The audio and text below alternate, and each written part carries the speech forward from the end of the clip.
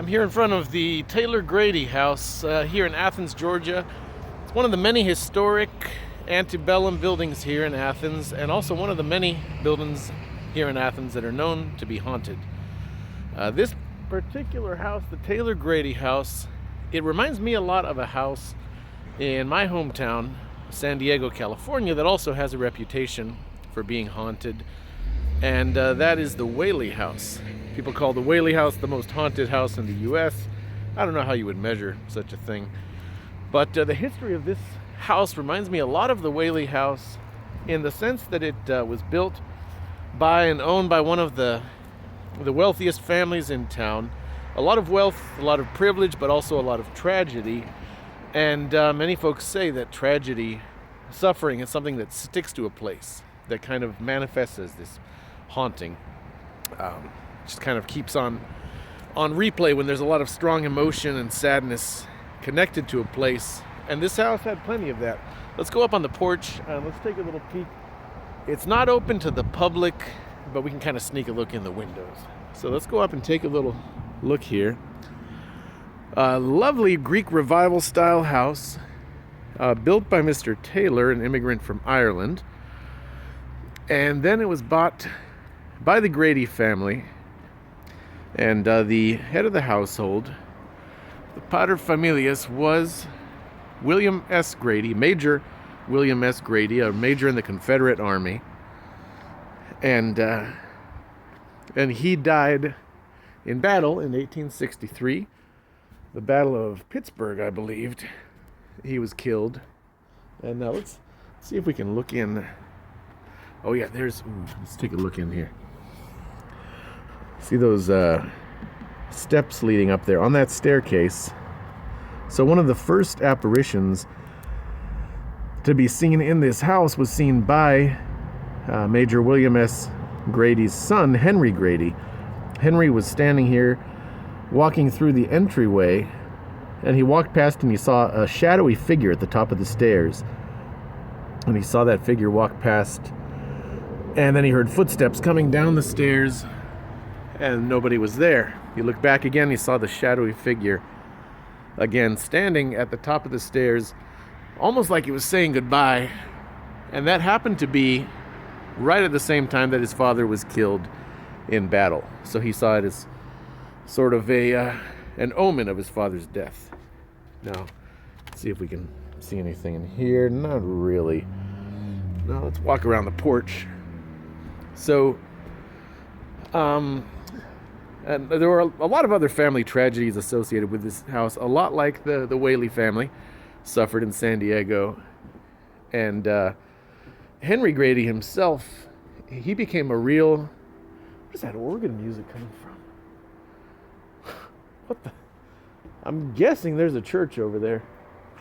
There must be a church behind this hedge. You guys hear that? Or somebody's car stereo? Mr. Grady? Mr. Grady? So his son, Henry Grady, he was a really famous orator and an outspoken proponent of reconciliation between the North and the South after the war, after the Civil War. And he gave a famous speech at the New England Club. Let's look on in here. The New England Club in New York City. He gave a speech pushing for reconciliation, reunification between the North and South. And he said that that old South, the South of slavery and secession, that South is dead, but there's a new South coming, and that South is very much alive. So he was probably moved by the death of his father in that horrible war.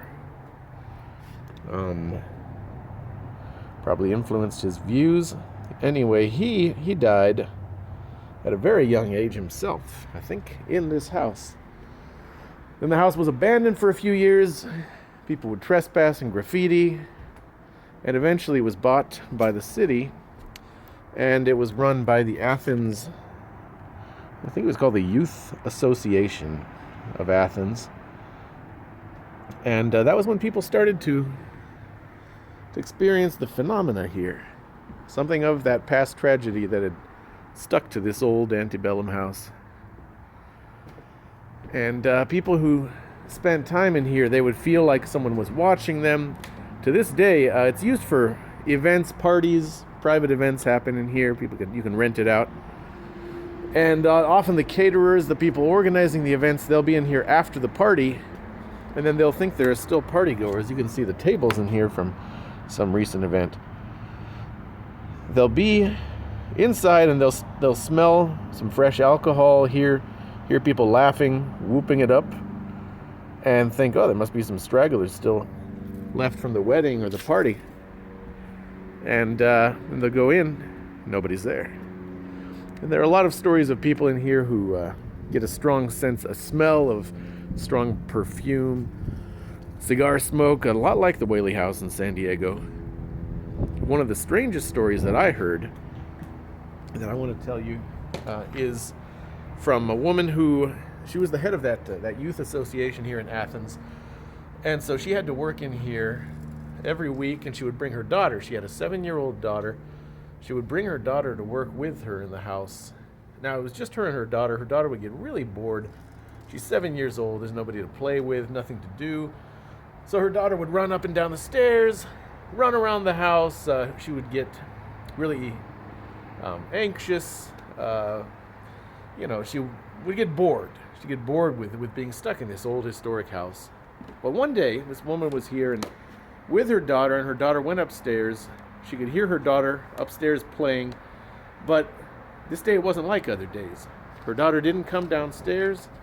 She didn't complain of being bored. She just kept right on playing.